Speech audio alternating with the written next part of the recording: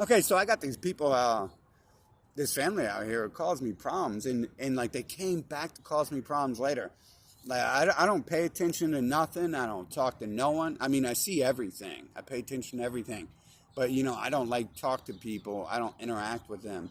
Every interaction I have with a human is the human interacting with me, and that I've often said that's probably why I have a certain personality type that comes into my life. But I'm also saying these days that there's some other reason who comes into my life and who doesn't.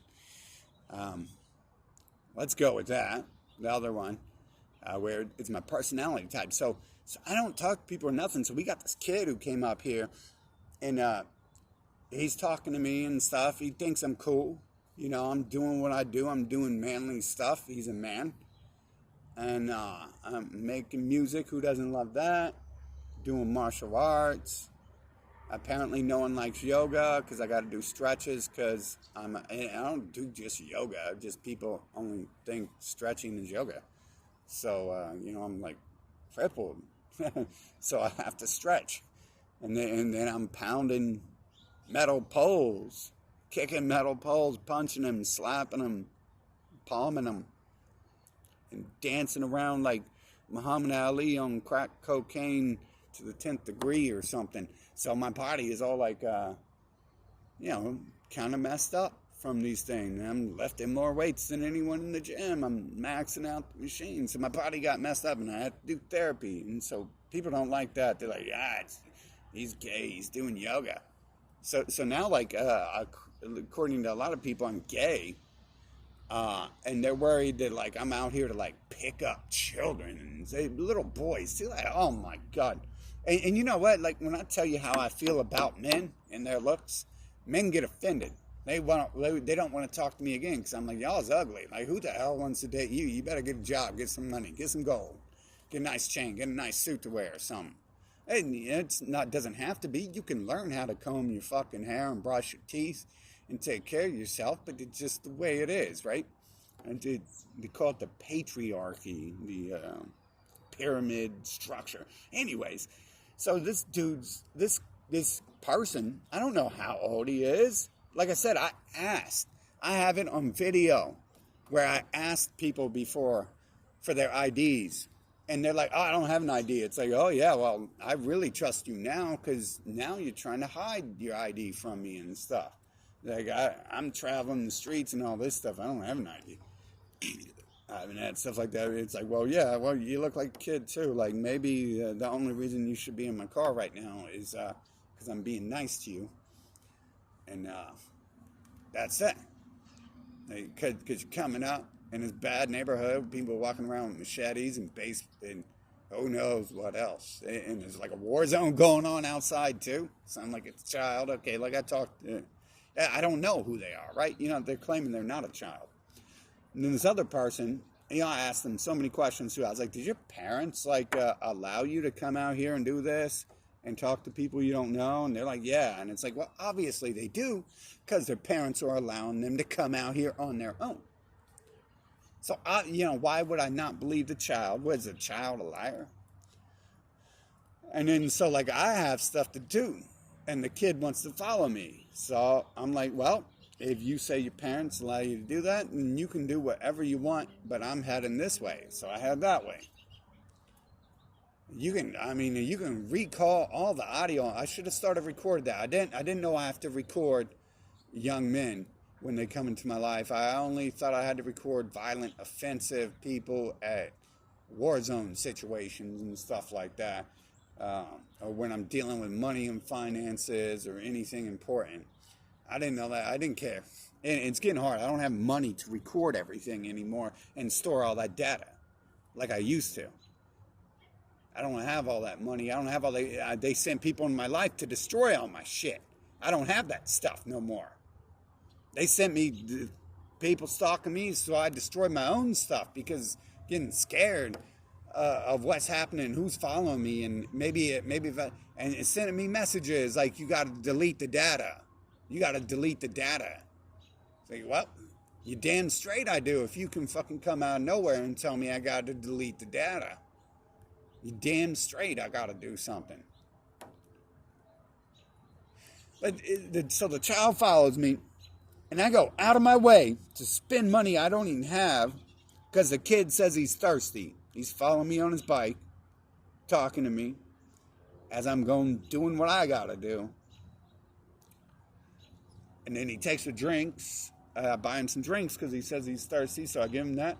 And I'm going to get a pizza for myself. So instead of that, I get 2 pizzas so I can share with the child, with the person, the teenager. This is not a child. To me, this is a teenager. And then they, like, a whole family rolls up on me and stuff, and they're like, what the hell you doing with our son and all this? And I'm like, I'm trying hard not to laugh. It's like, because I got to laugh at all this stuff. Like, this life is really crappy already.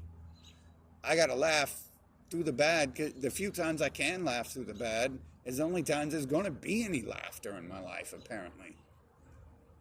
And so he's retarded, you can't do anything. It's like, well, you sound retarded too. You look like a fucking meth baby.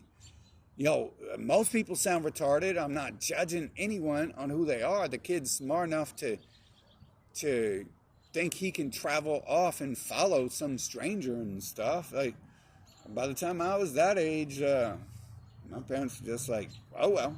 But anyways, they came back.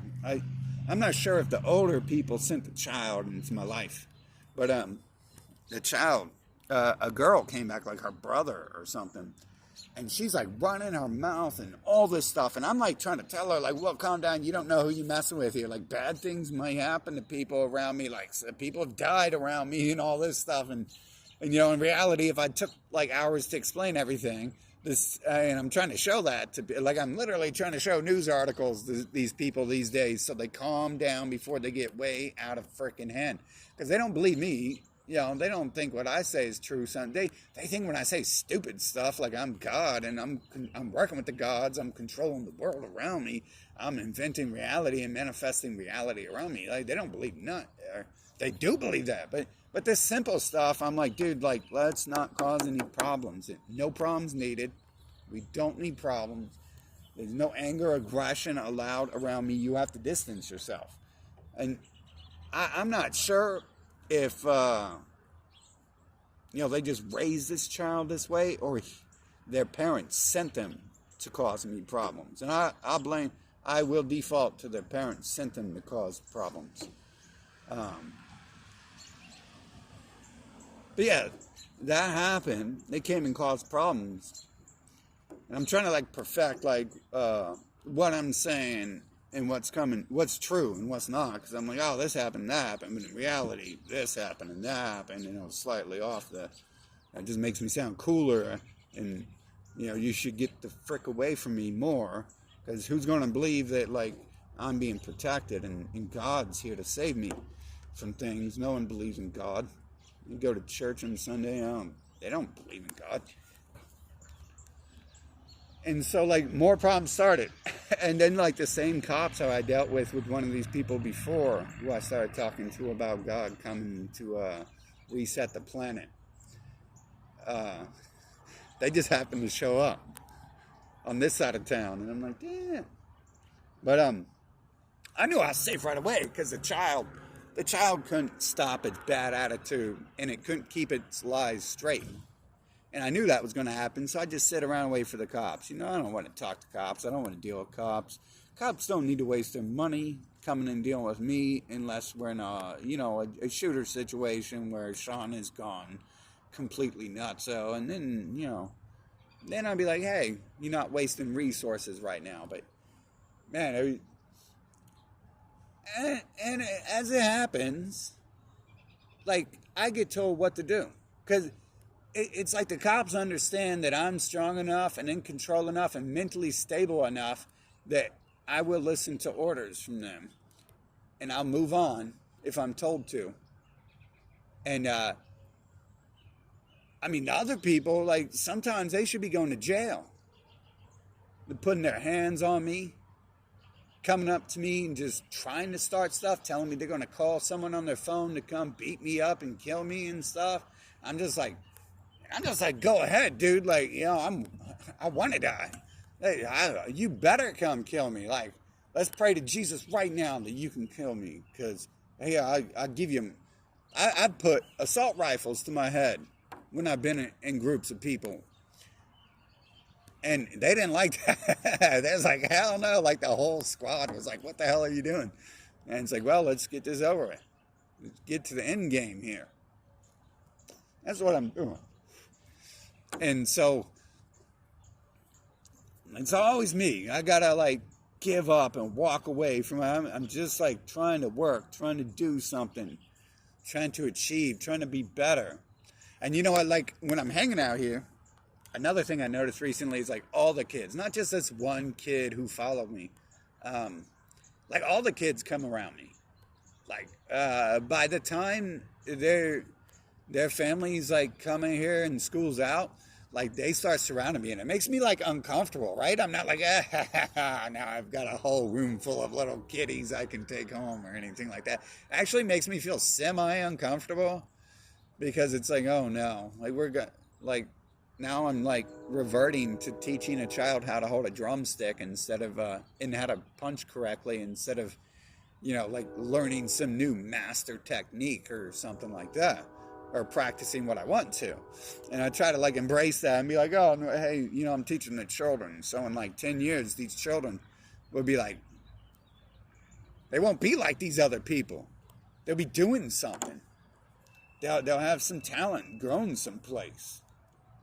So I try to look at it positively like that. Like, hey, if I don't teach them now, then they ain't going to learn right now. And then 20 years, 40 years, I'll be dead, and the world will be a better place because I let these kids hang out and learn things with me and stuff. But nope. Some people will be like, just a certain group right here, too. This one girl's like my biggest fan out here, and her dad was out here when this stuff happened. And I don't know why, but he was siding. He was not taking sides. I didn't even try to talk to anyone. I was just like, this is nonsense. Like, you go ahead, listen, and believe whatever you want to.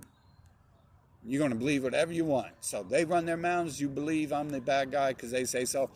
I'll be the bad guy. I'm the bad guy. That's it. I got things to do. I mean, no, I don't need to argue about who's who and what's what. You want to do that, we get in a big discussion about fucking hell and heaven and fucking judgment and all sorts of stuff like that. We want to talk about bad guys. Let's start doing that. That's where I'm at. So we don't even need to talk about that stuff. And it's still at the end of the day, like that dude, like he fully understand. You could tell because he wasn't sided with the psychopaths. He wasn't like instantly brainwashed by them and taken over into anger and rage, like they were trying to convince all of us, including me, to fall into. And then he was still like, hey, it's a park. You shouldn't be hanging out here. And it's like, come on, man. Like, did the kids pay for the park? Like the kids are coming up to me, your own daughter, and hanging out with me more than they want to hang out on the playground. I didn't ask them to. I got my back turned. You can see we got a parking lot over here. I'm not even showing you a playground. All right, how do you know there's a playground here? Maybe I'm making it up. I'm lying. I'm a liar. There's no playground.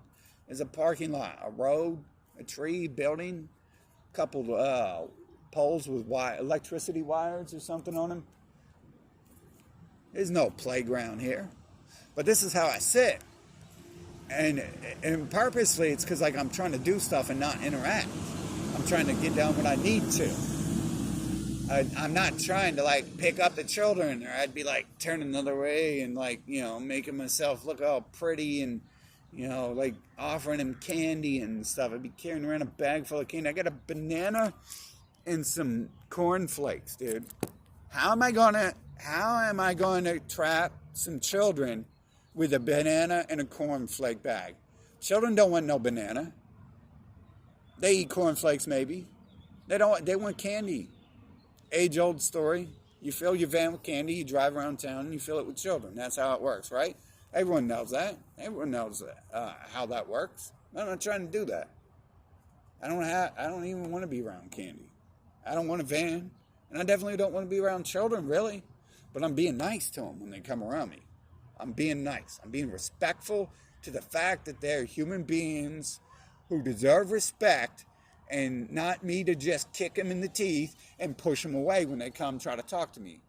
But I'm at that point where I have to learn to do that. I gotta tell people, not just, I mean, children who are 10 years old, 6 years old, 15, 20, children who are 80 years old. I'm at that point where I feel like I have to tell all these children, just stay away, because you're going to cause some problems, and I don't want your problems. And if you're not going to, and all their excuses, they ain't going to cause some problems. And then they're going to bring someone else around who causes problems, or someone else is going to cause some problems and all this. And be honest, like if they would have spoke with these children, that'd be like excellent, because the children would just be like, no, he never tried to take us away or anything. But magically, the boy who followed me around, he didn't come here, and or he left. He left where the cops came, and the dog, they had this vicious attack dog, like this huge monster. And the dog was trying to pull away from them while they were trying to start a fight with me and come over to me and have me give it pets.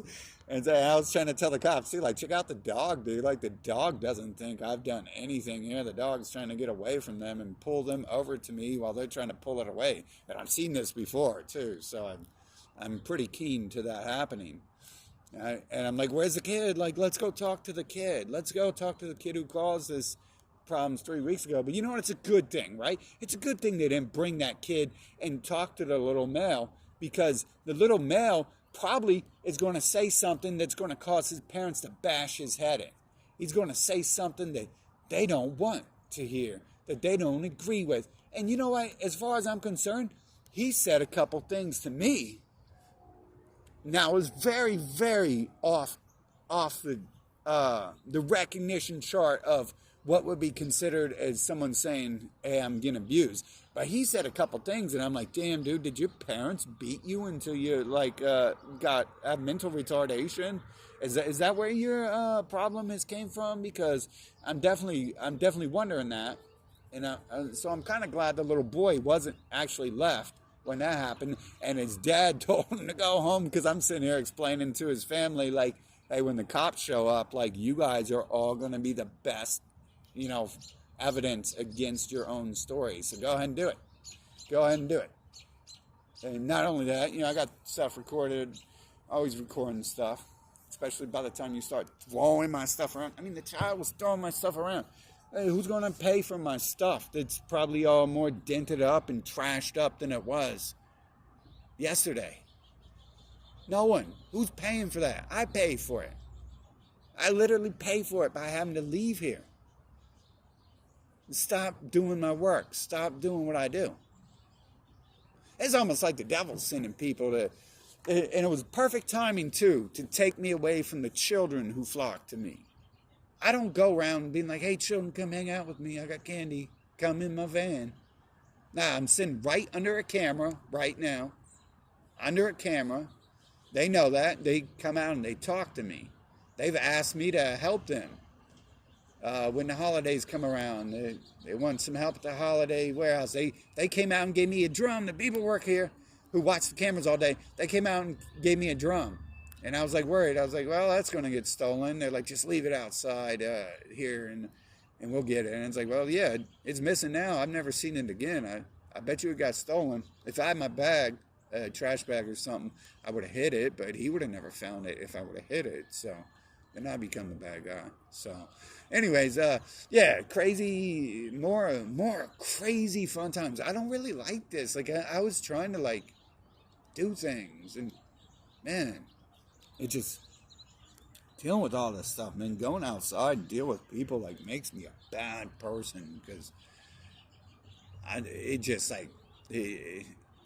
I guess I know why I've avoided them. They didn't, and it's a good thing. I guess God made them like kick me around and kick me out of society when I was younger and I didn't understand anything. Because boy, I would have ended up like this. I would have ended up in all this trash, and I would have ended up like everyone else, having a real problem with people and everything. I can understand how that's happening now. Like hell, I almost feel sorry for these people starting problems with me. I mean, they especially the girl. Like the girl, the sister or the brother.